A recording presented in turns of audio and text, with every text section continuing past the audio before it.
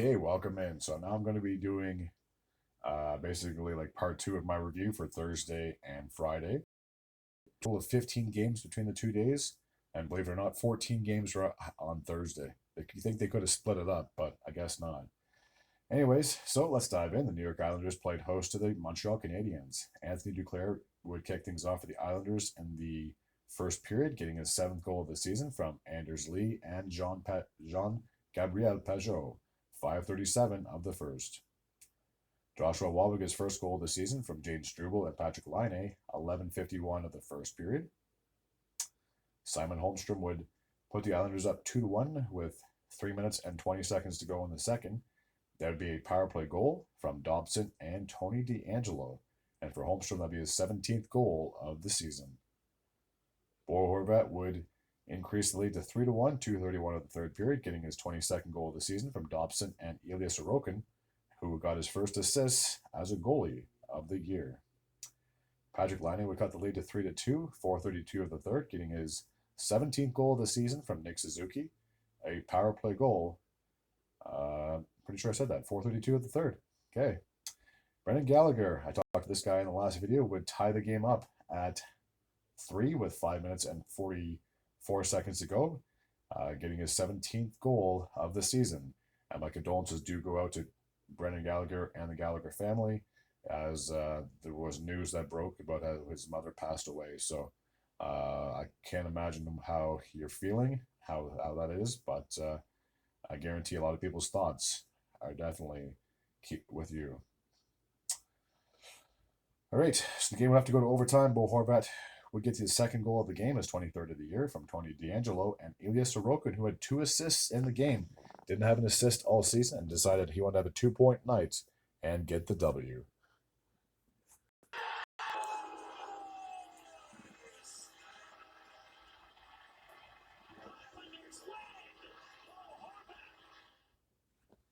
It was a very fast goal. I honestly wish the replays were a little bit longer than 5-10 seconds.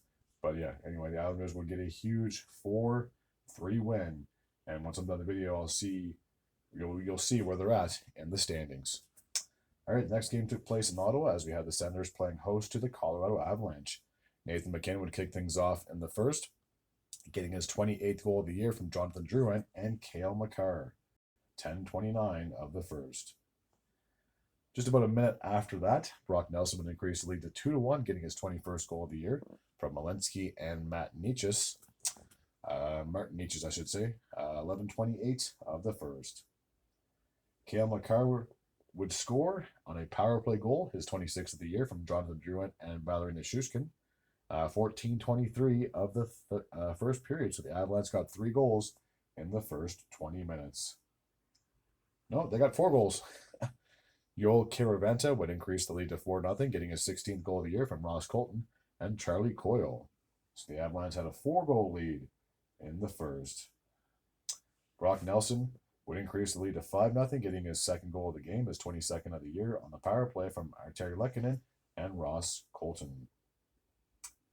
Dylan Cousins would finally get the Senators on the board late in the third with 4 minutes to go, getting his 14th goal of the season on the power play from Tim Stützle and Sanderson.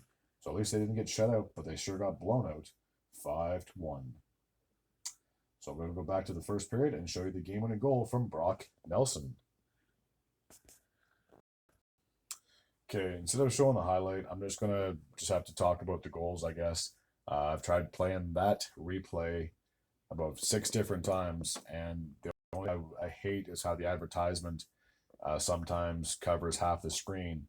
I really wish that they could just have the advertisement on the bottom. I wouldn't care about the advertisement, but when it's taking up the top half of the screen, it sure makes it tough to watch goals and highlights. And that's one thing that I really want to do, is to be able to just show highlights and be a little different, because I'm sure there's other people that just have the camera facing them and they talk about it. And then I know there's other people that I'm guaranteed you have to be monetized to do this, where they will play and like talk about a goal and over the speaker, if that makes any sense. Anyways, so yeah, I'll just have to talk about the goals, just again, like I said, because I played that clip so many times that I could be here all night just trying to get that to load. So yeah, the Avs would win 5-1. New Jersey Devils played host to the Calgary Flames. Nico Hischier would kick things off for the Devils in the first, getting his 29th goal of the year from Scott Neeson, and Kovacevic, 17:09 of the first. Eric Holla would increase the lead to 2-0, getting his 7th goal of the year from Dumoulin, 5:25 of the second period. Matt Coronado would put the Flames on the board, getting his 18th of the year. A power play goal from Huberdeau and Morgan Frost, 11:58 of the second. Paul Cotter would increase the lead to 3-1 for the Devils, getting his 15th goal of the year from Hischier and Brennan Dillon. And that goal happened with 28 seconds to go in the second. And I'm pretty sure that the Devils had a 3-1 lead heading into the third, and they did. Connor Rosario would cut the lead to 3-2, getting his 13th goal of the season from Pospisil and Hanley, 6 minutes and 50 seconds of the third. Daniil Miromanov would tie the game up at 3 with just under 5 minutes to go, 4 minutes and 20 seconds to be exact, getting his 2nd of the year from Coleman and Farabee. Jonathan Huberdeau would score with 3 minutes and 20 seconds to go, getting the eventual game winner, his 26th of the season, unassisted. And the Devils would pull their goalie. Unfortunately, they were not able to mount a comeback, as Nazem Kadri would get the empty netter, his 25th of the year, unassisted with 12 seconds to go. So the Flames would go into New Jersey and win 5-3, keeping their playoff hopes alive. All right, an original six matchup took place in New York as the Rangers played host to the Toronto Maple Leafs. John Tavares would kick things off for the Leafs in the first, getting his 28th of the year from Jake McCabe and William Nylander, 12:30 of the first period. Will Borgen would tie the game up at 1 with 48 seconds to go. My apologies. That'd be his 5th goal of the year from Susie and Brodzinski. Bobby McMahon would put the Leafs ahead 2-1 with 10 seconds to go in the first, getting his 19th of the year from Jake McCabe and John Tavares. So the Leafs had a 2-1 lead heading into the second. Tammy Panarin would tie the game up at 2, getting his 31st goal of the year from Trocheck and Adam Fox, 1:22 of the second period. John Tavares would get his 2nd goal of the game, his 29th of the year from McMahon and McCabe, 4:16 of the second period, putting the Leafs ahead 3-2. Matthew Knies would increase the lead to 4-2, 14:26 of the second period, getting his 25th goal of the season, assisted by William Nylander. Chris Kreider would score late in the third, 35 seconds to be exact, getting his 19th goal of the year from Panarin and Trocheck. Unfortunately, the Rangers were not able to tie it up, so 4-3 would be the final score. All right, now we're off to Washington, where the Capitals played host to the Philadelphia Flyers. Alex Ovechkin, who is so close to getting that goal-scoring record, and he should do it by the end of the season, at least, maybe even before the end of the season, would open up the scoring for the Capitals in the first, 14:25 to be exact, getting his 35th goal of the season from Protas and Trevor Van Riemsdyk. Brandon Duhaime would put the Capitals up 2-0, getting his 8th goal of the year from Matt Roy and Anthony Beauvillier, 1:56 of the second period. Andrew Mangiapane would increase the lead to 3-0, getting his 12th goal of the year from Anthony Beauvillier, 11:06 of the second period. Ryan Poehling would get credited for a goal, getting his 6th of the season unassisted, 5:10 of the third, putting the Flyers on the board, trailing 3-1 at that point. Sean Couturier would score with 2 minutes and 36 seconds to go, getting his 11th goal of the year from Poehling and Owen Tippett. Unfortunately, the Flyers could not tie the game up, so 3-2 would be the final score in favor of the Capitals. You have the best team in the Metropolitan versus potentially one of the worst teams in the Metropolitan and the Flyers. All right, so this should be a quick and easy recap between the Columbus Blue Jackets and the Florida Panthers. Just one goal to report, and that would come off the stick of Alexander Barkov. It would be 29 seconds into the overtime frame, his 19th of the season. A power play goal from Seth Jones and Sam Reinhart. See? Done. Next game took place between the St. Louis Blues and the Vancouver Canucks. Zach Bolduc would kick things off in the second, kind of late in the second, with just over 4 minutes to go, getting his 13th goal of the season from Sundqvist and Matthew Joseph. 1 minute, 11 seconds into the third, Kiefer Sherwood would tie the game up at 1 for the Canucks, getting his 15th of the year from Hronek and Marcus Pettersson. Brock Besser would put the Canucks ahead 2-1. 6 minutes, 35 seconds of the third, getting his 21st goal of the season from Höglander and Elias Pettersson. 6:35 of the third. Tyler Tucker would tie the game up at 2, 9:28 of the third period, getting his third goal of the season, assisted by Braden Shen. Dylan Holloway would give the Blues a 3-2 lead, 9:52 of the third, getting his 23rd of the season from Kyrou and Tage Tucker, I do believe, correct? Tyler Tucker, I apologize. Brock Besser would score with 4 seconds to go, tying the game up at 2. That'd be his second goal of the game, his 22nd goal of the season from Elias Pettersson and Quinn Hughes. So the game would have to go to overtime, and Philip Broberg would get the game-winning goal, his 7th of the season from Braden Shen and Dylan Holloway. 3:42 of the overtime frame.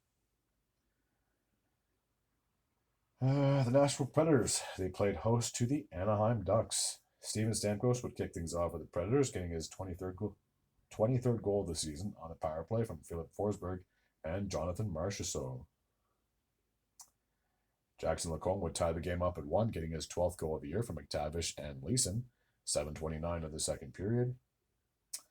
Troy Terry would end up getting the game-winning goal, 13:19 of the second period, his 19th of the season, assisted by Zegras and Mintyukov. Speaking of Zegras, he'd get a goal as well, getting his 8th of the year from Helson and McTavish, 15:36 of the second period. The Ducks had a 3-1 lead.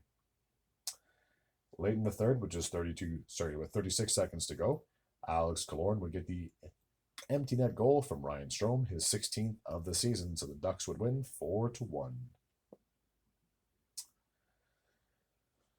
Battle of two teams that are extremely competitive and both guaranteed in my books to make the postseason, as we have the Dallas Stars, and they were taking on the Tampa Bay Lightning.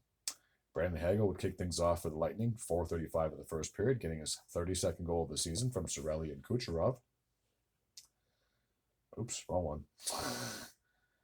Oh, no. What'd I do? I got to scroll down. Oops, that's my bad. There we go. I'm back to normal. All right. Anthony Cirelli would increase the lead to 2-0 for the Lightning, getting his 23rd goal of the year from Hagel and Yanni Gord, 7:21 of the second period. Oscar Buck, I believe, would put the Stars on the board, 7 minutes and 58 seconds of the second period. For Buck, I believe that'll be his 4th goal of the year from Blackwell and Sam Steele. Mason Marchand would tie the game up in the second, 13:48 to be exact, getting his 17th goal of the season on the power play from Jamie Benn and Matt Duchene. This game would need to be settled in a shootout, as there was no scoring the rest of the third or the overtime frame, and Gage Goncalves, I believe, would get the shootout winner. That would be his 5th goal of the season. All right. Chicago Blackhawks played host to the Los Angeles Kings. Trevor Moore would kick things off for the Kings in the first period, getting his 14th goal of the season, unassisted, 8:45 of the opening frame. Alex Turcotte would score about a minute after that or so, getting his 8th of the year from Garakov and Jordan Spence, 9:44 of the first. Connor Bedard would score in the second, getting a power play goal, his 19th of the season from Bertuzzi and Teravainen, 10 minutes and 50 seconds of the second period. Joel Edmondson would increase the lead to 3-1 in the third, getting an empty net goal unassisted with 19 seconds to go. The Kings would win 3-1. All right, the next game took place in Edmonton as we had an all-Canadian matchup between the Oilers and the Jets. Jeff Skinner would kick things off in the first, getting his 12th goal of the season unassisted, 5 minutes and 28 seconds of the opening period. Cole Perfetti would tie the game up at 1, getting his 15th goal of the season from Sandberg and Nick Ehlers, 13:39 of the first. Jeff Skinner would get his second goal of the game, 5 minutes and 30 seconds of the second. Getting that would be his 13th goal of the year from Connor McDavid and Darnell Nurse. Josh Morrissey would tie the game up at 2, getting his 11th goal of the year from Niederreiter and Morgan Barron, 7 minutes and 41 seconds of the second period. Brandon Tanev would get his first goal, rejoining the Jets, putting them ahead 3-2, 3 minutes and 56 seconds of the third. That would be his 10th goal of the year from Iafallo and Fleury. Zach Hyman would tie the game up at 3, getting his 25th goal of the year from Nurse and Wallman, 14:26 of the third period. The game would need to be settled in overtime, and Kyle Connor would get the game-winning goal, his 37th goal of the year from Scheifele and Morrissey, 1:13 of the overtime frame. So the Jets bounce back after a loss to the Canucks, and they win in Edmonton. All right, Utah Hockey Club played host to the Buffalo Sabres. Logan Cooley would kick things off for the Utah Hockey Club, getting his 19th goal of the season from Schmaltz and Captain Clayton Keller. I love saying that. It's like a pirate name. So cool. 17:27 of the first. J.J. Peterka would tie the game up at 1, getting his 20th goal of the year from Zucker and Tates Thompson. And that goal happened with 11 seconds to go in the first, so we were all tied up at 1 heading into the second period. Mikhail Sergachev would break the tie in the second, getting his 12th goal of the season from McBain, 11 minutes and 50 seconds of the middle period. So Utah had a 2-1 lead. Early in the third, despite the fact that Utah had a power play that would give up a shorthanded goal to Ryan McLeod, his 16th goal of the season unassisted, 1:32 of the third. Dylan Genther would put the Utah Hockey Club up 3-2, getting his 25th goal of the season from Hayton and Carcone, and that goal happened 14:13 of the third. Kevin Stenlund would get credited for an empty net goal, his 11th goal of the season, unassisted with 1 minute and 10 seconds to go in the third. And Mikhail Sergachev would get his 13th goal of the season, pretty sure his second goal of the game, empty net goal from the goaltender Vayamelka, who got his first assist of the game. So Utah would win 5-2. All right, the next game took place in Vegas as we had the Golden Knights playing host to the Boston Bruins. Pavel Dorofeyev would kick things off for Vegas in the second period, getting his 28th goal of the season on the power play from Jack Eichel and Noah Hanifin, 9 minutes and 19 seconds of the second. He would score again with 50 seconds to go in the second, getting his 29th goal of the year from Pietrangelo and Brandon Saad. So Vegas had a 2-0 lead heading in to the third. Brett Howden would increase the lead to 3-1, 5 minutes and 47 seconds of the third, getting his 19th goal of the season, assisted by William Karlsson. Dorofeyev would get a natural hat trick, his 30th goal of the year from Saad and Hanifin. 10 minutes and 21 seconds of the third, putting the Vegas Golden Knights up 4-0. Ivan Barbashev would score, putting them up 5-0, getting his 20th goal of the year from Eichel, 14:24 of the third. Morgan Geekie would finally get Boston on the board with 2 minutes and 11 seconds to go, getting his 24th goal of the year from Zacha and Pasternak to break the tie. But either way, the Golden Knights won 5-1. All right, the last game from Thursday took place in San Jose as we had the Sharks playing host to the Carolina Hurricanes. So William Eklund would kick things off for the Sharks in the first, exactly 7 minutes to go in the period, getting a shorthanded goal, his 15th of the season from Dellandrea. Seth Jarvis would tie the game up at 10:31 of the second period, getting his 27th goal of the season unassisted. We were all tied up at 1, just over halfway through the second. 5 minutes into the third, Sebastian Aho would break the tie, getting his 26th goal of the season from Blake and Burns, 4 minutes and 58 seconds of the third. Sean Walker would increase the lead to 3-1, getting his 4th goal of the year from Taylor Hall and Shane Gothisberg, 14:18 of the third period. So the Hurricanes would win 3-1. And the last game to get caught up on took place on Friday. As I said at the beginning of this video, or potentially the beginning of the last video, there was just one game to report, and we had the Pittsburgh Penguins playing host to the Columbus Blue Jackets. All right. Evgeny Malkin would kick things off, getting his 14th of the year from Tomasino and Dewar, 5:28 of the first period. Noel Acciari would increase the lead to 2-0, getting his 5th goal of the year from Blake Lizotte, 13:51 of the first.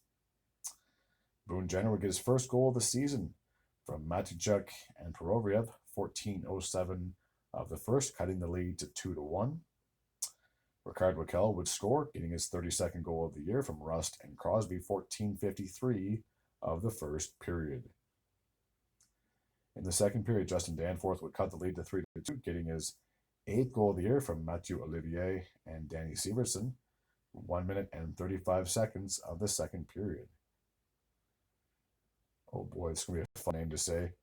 Bokuni Amama, I believe, got his first goal as a Pittsburgh Penguin, assisted by Danton Heinen and Kevin Hayes. 8 minutes and 15 seconds of the second period, putting the Penguins up 4-2. Sidney Crosby would get his 25th goal of the year from Matt Grizzlejic, 15:31 of the second period, putting the Penguins up 5-2 at that point. Kent Johnson would cut the lead to 5-3, getting his 22nd goal of the year from Sean Kuraly and Chinnikov, 3:45 of the third. Columbus was down by 2 goals. They would pull their goalie with just over 2 minutes to go. Brian Rust would score with 1:57 to go in the game, getting his 23rd goal of the year from Rakell and the goaltender, Nedeljkovic.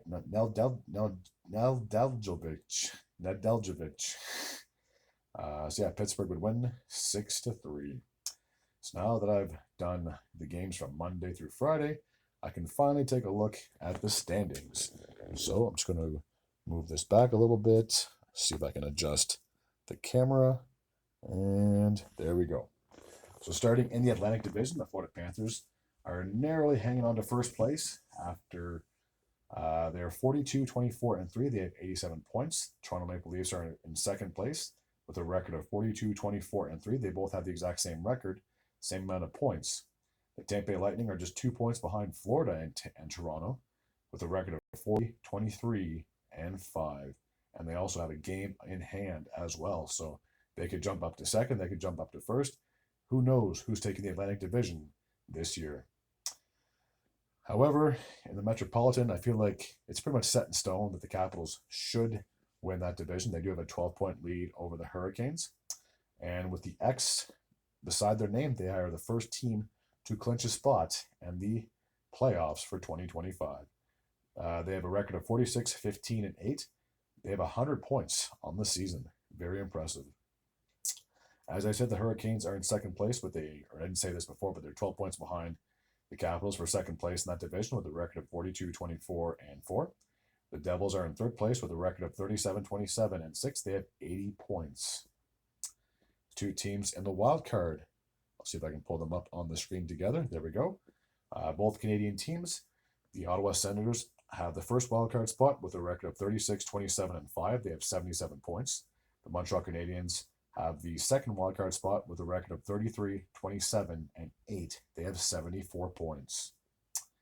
The teams that are chasing them to potentially get into a wildcard spot, let's see, are the New York Islanders. They're 2 points behind Montreal. They did defeat them the other night in overtime.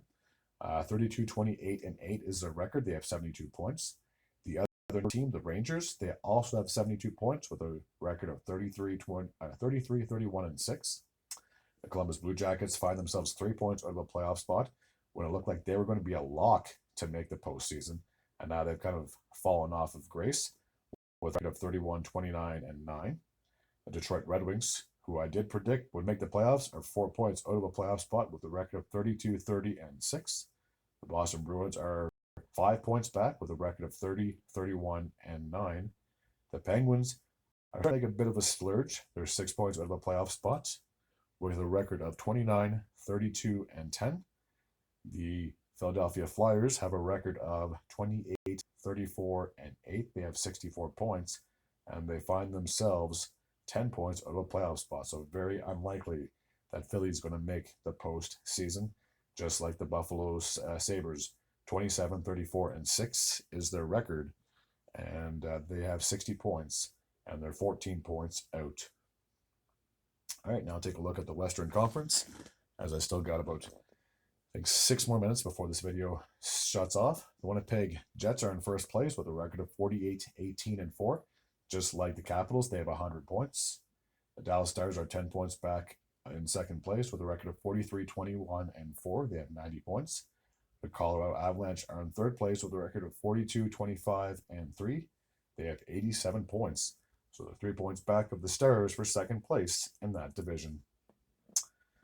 The Vegas Golden Knights are still holding on to first place in the Pacific with a record of 40, 20, and 8. They have 88 points. The Edmonton Oilers are 3 points back of first place with a record of 40, 24, and 5. They have 85 points. And the Los Angeles Kings have a record of 37, 21, and 9. They have 83 points. It's looking like it could possibly be 4 straight seasons that the Oilers and Kings will meet in the first round, which would be unheard of. And it's got to be up there in the record books for teams meeting 4 consecutive years in the same place too. All right, the 2 teams in the wild card look like this, both from the Central Division. The Minnesota Wild have a record of 39, 25, and 5. They have 83 points. They're 4 points back of Colorado. So it's looking like the Avs are probably a lock to be in the top 3. So if Minnesota is making the postseason, which they should, they're likely to finish as a wild card team. The St. Louis Blues, no one really talked about them, but they find themselves in the second wild card spot with a record of 35, 28, and 7. They have 77 points. The teams that are looking to chase the Blues out of a playoff spot are the Vancouver Canucks. They have a record of 32, 25, and 12. They have 76 points. They're 1 point back of St. Louis. The Calgary Flames are 2 points out of a playoff spot with a record of 32, 25, and 11. They have 75 points. The Utah Hockey Club are 4 points out of a playoff spot. So if they're going to be making any kind of noise, they got to win the majority of their remaining 13 games. 31, 27, and 11 is their record. The Anaheim Ducks have a record of 30, 31, and 8. They have 68 points on the season.